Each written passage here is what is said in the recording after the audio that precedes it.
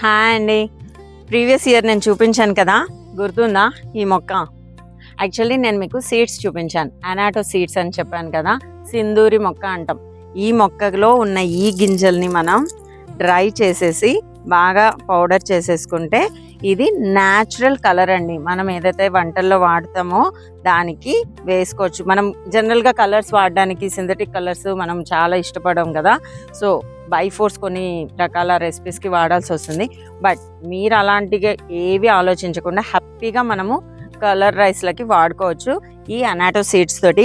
ఈ మొక్క చూడండి, యాక్చువల్లీ నేను సీడ్స్ చూపించాను కానీ ఇప్పుడు మీకు మొక్కను చూపిస్తున్నాను. ఎంత హెల్దీగా అండ్ అనాటో సీడ్స్ ఎంత బాగా వచ్చాయో చూడండి. వావ్, సూపర్గా ఉంది కదా. జస్ట్ గ్రైండ్ చేసేసి పౌడర్ని జస్ట్ హాఫ్ స్పూన్ పౌడర్ వేస్తే చాలండి, మంచి కలర్ వస్తుంది, సాఫ్రాన్ కలర్ వస్తుంది.